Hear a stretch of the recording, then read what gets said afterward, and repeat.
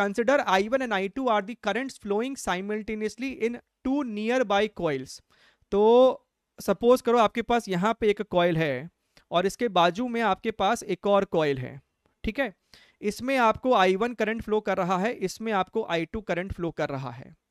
इसका self inductance L1 है, इसका सेल्फ इंडक्टेंस L1 है, और इन दोनों के बीच में जो म्यूचुअल इंडक्टेंस है वो हमको कहता है कि M12 है, ठीक है sir. Then the value of induced EMF in coil 1 is how much. इस वाले कॉइल में इंड्यूस ईएमएफ क्या है? तो इस वाले कॉइल में फ्लक्स कितना होगा? एक तो खुद के करंट की वजह से हो जाएगा I1 L1, और इस वाले सेकेंडरी कॉइल में जो करंट होगा उसका जो फील्ड होगा वो फील्ड भी इसके साथ थोड़ा बहुत लिंक्ड होगा।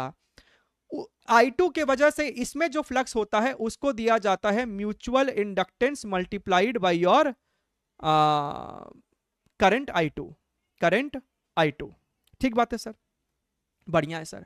तो अगर ये हमारा फ्लक्स है तो ईएमएफ इंड्यूस हो जाएगा अपने को minus d phi by d t. इसको आप डिफरेंशिएट करो तो ये आपको हो जाएगा L1 D I one by d T minus M12 D I two upon D T.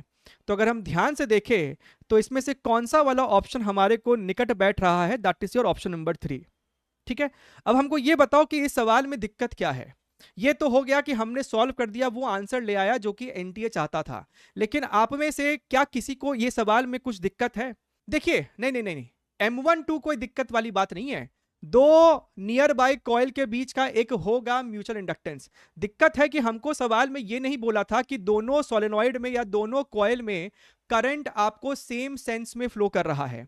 अगर इसमें करंट, अगर कोई ऑब्जर्वर यहां से देखे तो उसको दिखाई देगा कि क्या तो करंट इसमें क्लॉकवाइज है या फिर एंटी क्लॉकवाइज है। अगर दोनों में करंट सेम सेंस में है तब तो ये ठीक है। अगर दोनों में करंट अपोजिट सेंस में है तो एक माइनस साइन आपको आएगा, जिस वजह से एक होगा माइनस और दूसरा फिर हो जाएगा प्लस। सो ये इस सवाल का दिक्कत है। लेकिन क्योंकि एनटीए ने सवाल पूछा है, कुछ नहीं लिखा हुआ था, तो कहीं ना कहीं वो चाहता था कि आप दोनों को सेम सेंस में करंट को ले, राइट।